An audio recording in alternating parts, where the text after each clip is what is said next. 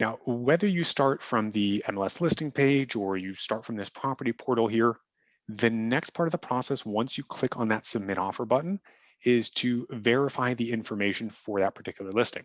So you're going to need to confirm the property address, who it's represented by, that listing agent, as well as any of the instructions that they added for this property.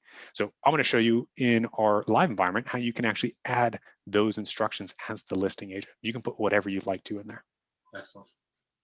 Now you would click on get started, but you can also do this from directly within Glide. So even if you didn't start from the MLS listing page, you didn't start from the property portal, you can just do it all within Glide as well. So you don't even have to go out of Glide system.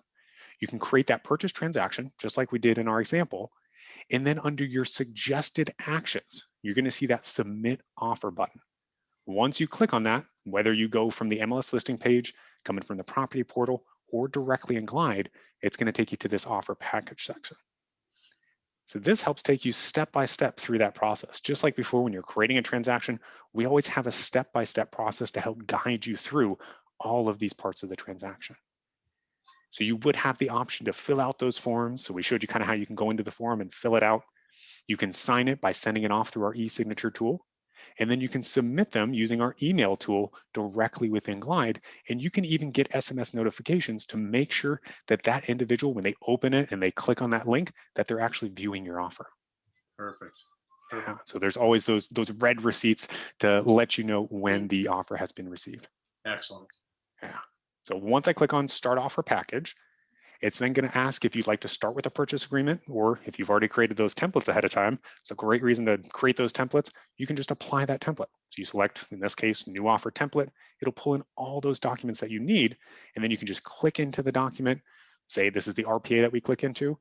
Now remember those warnings that we talked about. Those warnings are also going to be here as part of that offers process.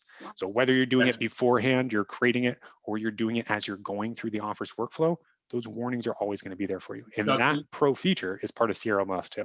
Yeah. Just in case somebody came in late, the warnings are again? Yes, so I'll actually show that. I got like 2 slides here, and then I'll show you exactly what those warnings look like too. Yeah, I just mentioned it beforehand, but we actually have a screenshot of it.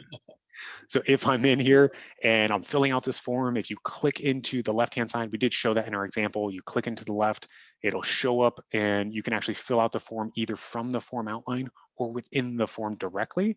And if you clicked on that previous page, the start filling for the form wizard, this is what it looks like. It's just a full screen view where it takes you section by section to help you fill out that form. And with those warnings, here's what it looks like. So it's going to populate all along that left-hand side. So you'll see the outline here. If you click on outline, that's that form outline. You can view info for this particular document, or you can click into the warnings tab and it'll look like this. Nice. Now, it's a lot missing right here. So hopefully you don't have that many things that are incorrect or missing. But if you do, we're going to note all of those for you. So notice these little marks here. Yeah. That's a rear end saver right there. That's really yes. That's fantastic. Absolutely.